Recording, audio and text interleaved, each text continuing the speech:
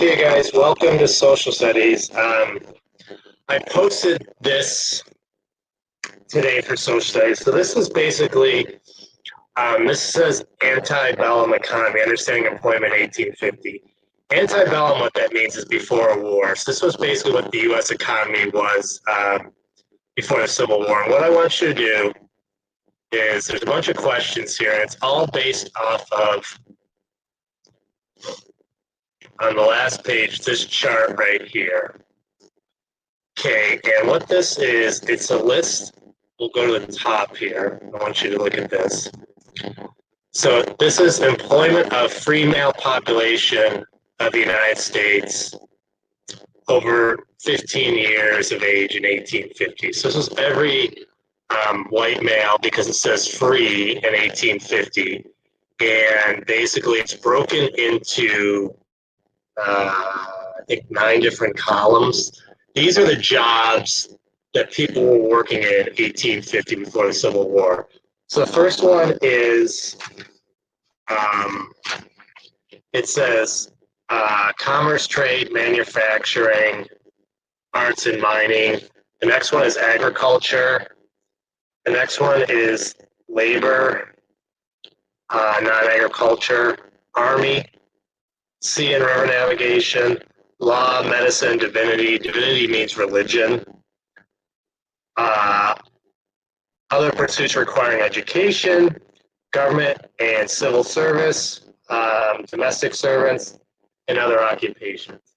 And it's broken down state by state. And then the last column, you have total. So in Alabama, we'll just take the top one. In 1850, there were 100,407 males, white males over the age of 15 employed. And you can see each state is a little bit different. And it's just broken down by category. So what this basically, we'll go back up to the questions here. So basically everything, all the questions are going to revolve around this chart. You just got to refer to this chart, and all the, like I said, the questions are going to come right off of this. So if we go back up to first question. So answer the following questions. Using employment of free male population in the United States over 15 years of age in 1850. Summarize what the data shows, as well as how and when they collected. Also mention a couple of groups of people are not included on the table. Okay, so basically you're just going to look at this chart. Well, let's back up here. Also mention a couple of groups of people are not included in the table. So a couple of groups that are on the table are women and slaves were not included. So what you're going to do is you're just going to look at that chart and kind of summarize what you think. So you're going to say, one thing you could say is there are about 5,371,876 white males over the age of 15 working. And then you can look at some of the categories and see where most people are working. Remember this time, in 1850, we were mostly an agrarian economy, which means farming.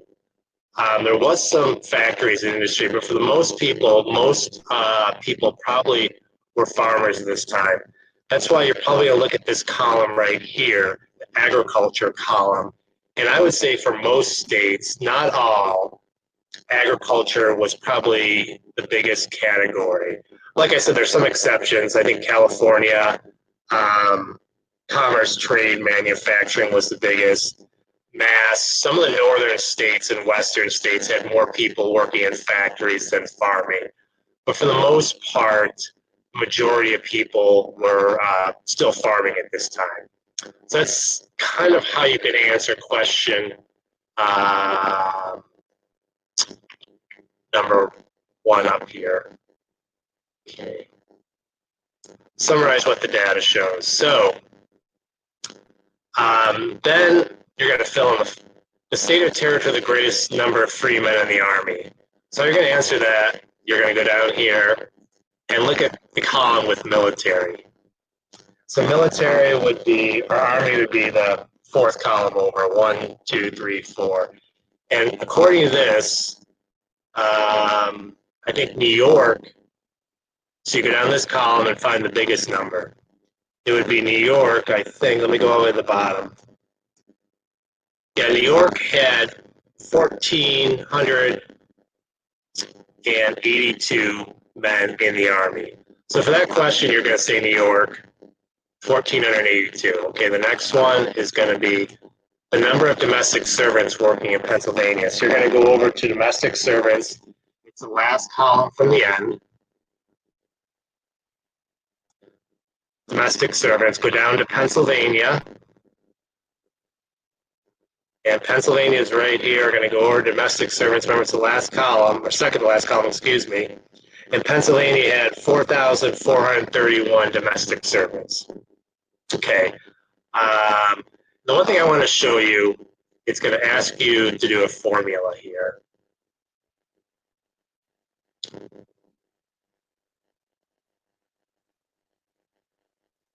So you're going to divide, if it asks you for what percent of, it's like New York, for example, what percent of New York's female population older than 50 was working in agriculture? So total number of people working in New York at that time, well, white males over 15 was 883,294. And of that 888,294, so 313,000 were in agriculture. Okay, so that just becomes a simple division problem. You're going to divide, the 313 into 888,294, and that gives you about 35%. So about a third is what it was, a little more. And if you just rounded, you would say 300,000 into 900,000. You're going to say about, that makes sense, about 1/3 of the people were working in agriculture.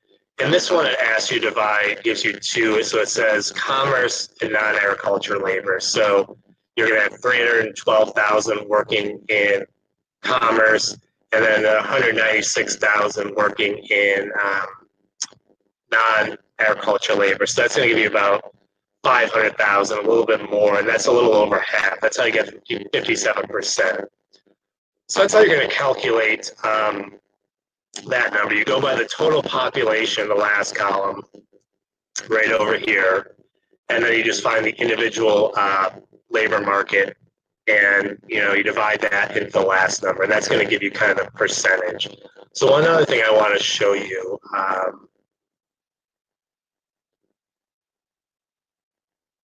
is, where is that? I think it asks about then and today. It asks you about what are some of the jobs today. Where did I see that?